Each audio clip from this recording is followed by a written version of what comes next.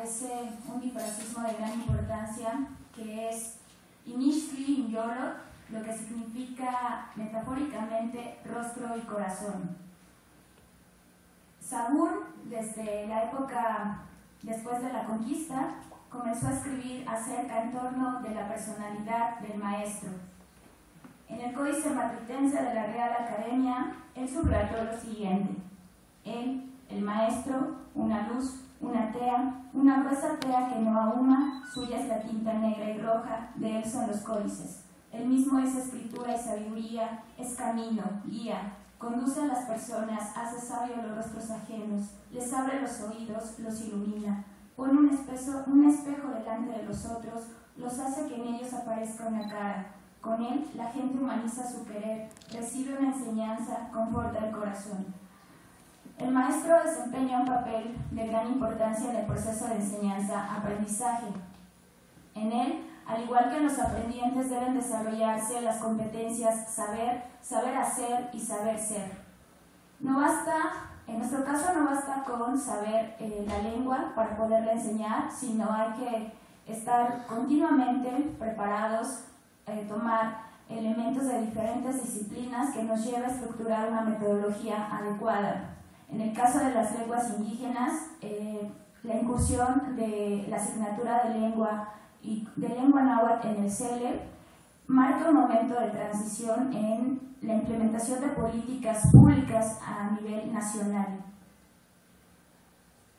En el ámbito de la educación bilingüe intercultural destaca una competencia que es la competencia intercultural, además de las tres anteriores, que está muy íntimamente relacionada con la última, que es saber hacer.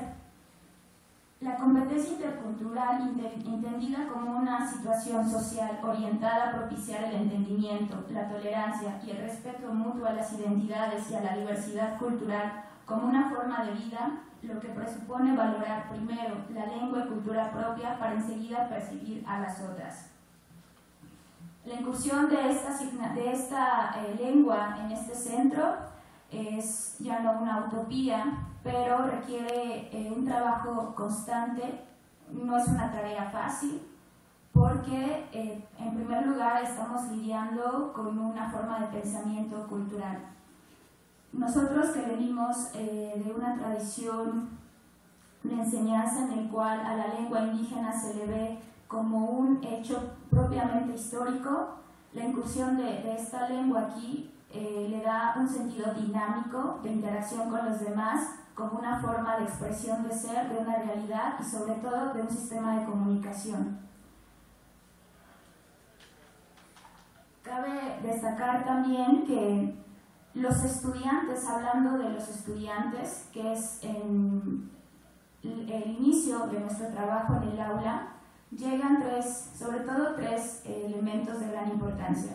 Destacan los estudiantes universitarios, que se concentran en su mayoría en los centros urbanos, en este centro urbano como es la capital y en el área metropolitana. También estudiantes que son propiamente indígenas, pero que son migrantes y que por la misma situación social salen de su comunidad, y aquellos extranjeros que, interesados en la historia prehispánica, también tienen contacto con comunidades indígenas y entonces deciden incursionar en el estudio de la lengua indígena como tal. Quiero hacer énfasis en la importancia de los estudiantes que migran, que son propiamente oriundos de estas comunidades y que representan la minoría en el salón de clase. En este constante modo de observación que nosotros aprendemos de nuestros estudiantes, de sus comportamientos, existe el significado del juego simbólico, en el cual a través de ciertos elementos estructurados podemos llegar a ese aspecto cognoscitivo del estudiante para provocar emociones y así que los estudiantes desarrollen un sistema comunicativo como tal. En el caso de los indígenas que llegan en el aula, ellos solo comprenden el discurso, no producen palabra, es decir, no tienen un sistema de comunicación, tampoco leen porque evidentemente el uso de la escritura es un sistema nuevo dentro de la comunidad.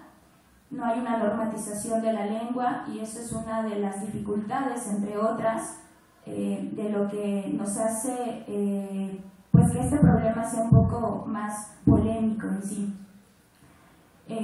Una anécdota personal a la cual yo quiero pues, citar es que en uno de los viajes a Tepenáhuac, en un poblado de la delegación Milpalta, un cuadro singular se presentó. Ahí está la mujer sentada en el tronco de un árbol de pirul, cargaba ya con la tintura blanca en su cabello y el surco sinfónico de la tertulia vivida en el rostro. Solamente una blusa delgada y las naguas le cubrían de los aires fríos de esa tarde de abril. El golpe de un machete en la madera contaba el tiempo entre las nopaleras y el pasto amarillento.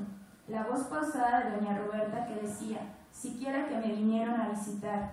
La sonrisa en ella, siquiera que así hablamos más igual. Entre la charla mirábamos un diminuto gato al que acariciaba doña Roberta con tanta ilusión de que se pudiera dar.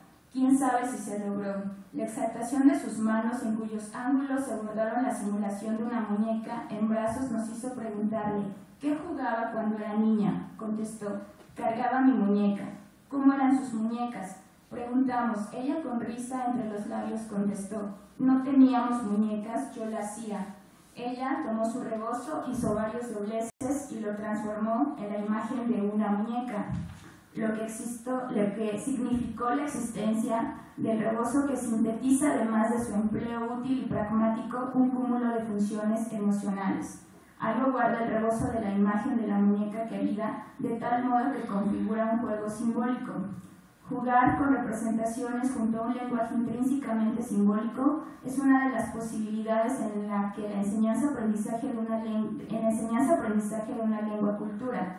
La capacidad del ser humano de evocar situaciones ficticias como si estuvieran pasando realmente estimula el lenguaje y contribuye al aprendizaje significativo.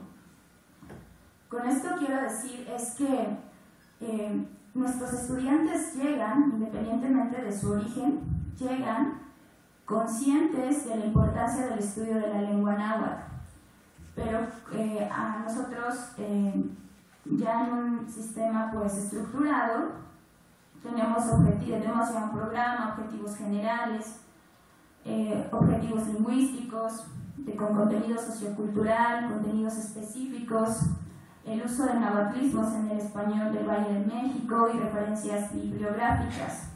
No voy a destacar sobre esto que a nosotros como profesores de náhuatl en comunidad nos vino a enriquecer, sino quiero exaltar la importancia de darle un significado a las cosas que existen en la cultura náhuatl.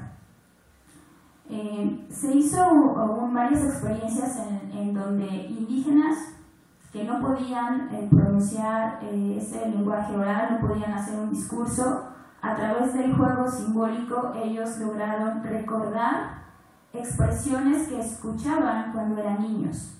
Entonces llama nuestra atención porque quizás en la incursión de políticas lingüísticas la psicología necesariamente debería de hacerse presente en la comunidad para poder ser esta una forma de que el indígena recupere su pasado a través de ese proceso psicológico.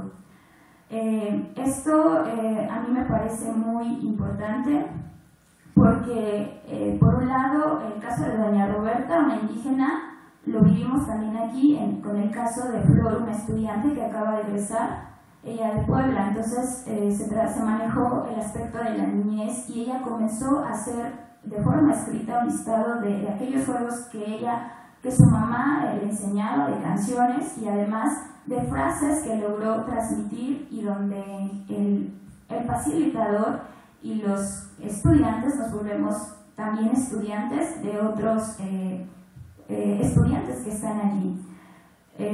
Algo importante también es que el uso de esos elementos, cosas como en este caso es el rebozo, para la parte propiamente de los estudiantes que hablan español, que en general es la mayoría, comienzan a tener ese sentimiento de sensibilidad hacia las cosas que representan no el objeto en sí, sino el significado cultural. El hecho del rebozo como un elemento no solamente de folclore decorativo, sino como un elemento en el cual ata al hombre y a la mujer en un baile, como el baile de las tlacualeras, que es derivado de un rito matrimonial, o el rebozo, que después lo puede usar el comerciante, la señora, las que se nombran Marías, que nosotros vemos, y entonces cargan el canasto para hacer una venta, para realizar una venta de sus productos que se producen en el campo,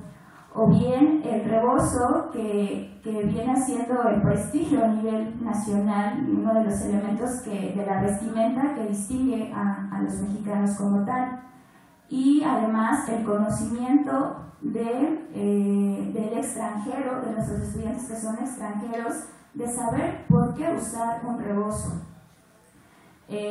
Otra anécdota también con otro caso de estudiantes es, por ejemplo, una de las comidas tradicionales, que es el pinole. El pinole, no voy a aludir a la receta pues, tradicional de cómo es ese proceso, sino lo que representa en sí el pinole, derivado del cultivo del maíz, y que los migrantes, cuando llegan aquí a la clase de náhuatl, otra vez se les presenta el pinole y recuerdan y evocan aquellas frases que decían, que contaban los abuelos. La mayoría de los estudiantes que hablan español, capitalinos, conocen por primera vez el pinole, saborean por primera vez el pinole. Y los extranjeros pues también se degustan, e incluso muchos de ellos ya lo conocen por textos clásicos como las obras de Bernardino de Sahagún u otros textos históricos, pero da la posibilidad que el manejo de objetos que son presentes en una cultura, de una u otra forma están intrínsecamente ligados entre sí los tres tipos de estudiantes. Entonces vemos un proceso continuo de aprendizaje, un proceso de enseñanza, en el cual evidentemente la lengua tiene un elemento de gran importancia. Pasando a la parte ya metodológica, es que este es un ejemplo del contenido del programa de Náhuatl 1. Y dentro de este programa sobresale la inclusión de una parte introductoria para la sensibilización de los estudiantes, aludiendo a la época propiamente prehispánica. Siempre ante la inexistencia de materiales didácticos, ante la nueva incursión de las nuevas formas de enseñanza de la lengua indígena, surge en nosotros pues, la necesidad de crear nuestros propios materiales didácticos. Estos materiales didácticos parten de la idea de conservar evidentemente la tradición de la enseñanza indígena, pero estamos incursionando en lo que nos da la lingüística aplicada, lo que nos da la sociolingüística, entre otras cosas. Otras disciplinas que realmente nos han ayudado a producir este ejemplo.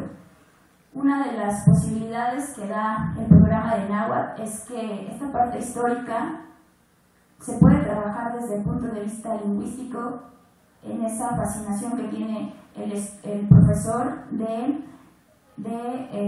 crear su propio material, de seguir contribuyendo y además de concientizar a los estudiantes que hace falta más estudiantes que tengan el deseo de formarse como profesores de esta lengua indígena, dotados de estas capacidades, con un perfil de egreso, con un perfil que conozca la lengua, pero que además esté empapado también de las nuevas corrientes lingüísticas de enseñanza. Y bueno, creo que eso es